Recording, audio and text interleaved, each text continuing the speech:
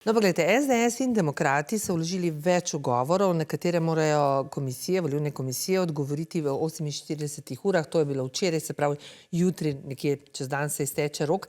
Kdaj lahko pričakujemo odgovore, so kateri že znani?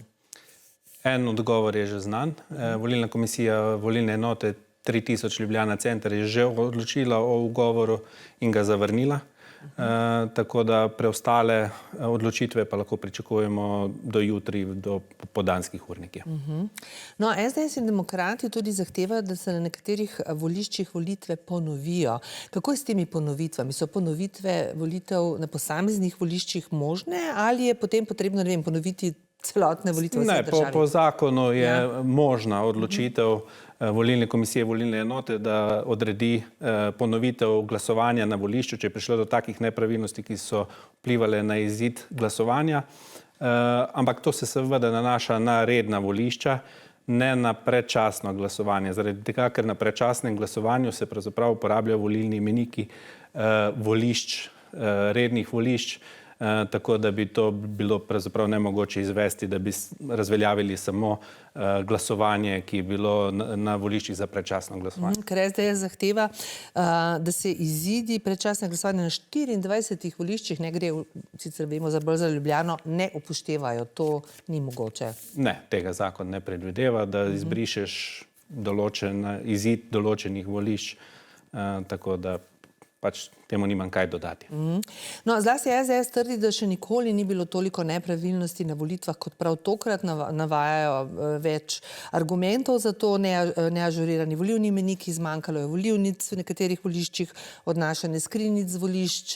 Zdaj, po vaši oceni, kako so potekale letošnje volitve? Koliko teh napak je bilo? Koliko napak ste recimo vi zaznali? Moram reči, da so potekale volitve zelo tekoče. Upam si trditi, da celo bolj tekoče kot recimo referenduma v prejšnjem letu. Res pa je ozračje vseeno nekoliko bolj razgreto. Jaz ne bi komentiral vseh teh izjav, ki so bile podane v zvezi z volitvami, lahko pa izhajam iz tega, kar je bilo navedenega v teh pritožbah. Namreč mi moramo izhajati iz tega, kar je bilo navedeno v pritožbah, to je tudi v smislu pravnega sredstva relevantno in moram reči, da ugovori, ki so bili dani na račun teh volitev, se nanašajo predvsem na organizacijo predčasnega glasovanja. V zvezi s tem je potrebno povedati, da so se volilne komisije volilnih enot o tem že enkrat izjasnile. Drugi ugovori so bili pa tako. Na enem volišču naj bi zmanjkalo glasovnic, pa so jih potem pripeljali iz okrajne volilne komisije, kar pomeni, da je to glasovanje za nekaj časa zastalo. Na enem naj bi bila odnešena skrinjica z volišča, kar se je izkazalo za popolnoma neresnično. Na enem volišču je bil ugovor, da je bil napačen podpis v volilnem imeniku. Ja, da je nekdo prišel in je že bil nekdo podpisan pod njegovim imenom, ne? To ste preverjali in kako je s tem?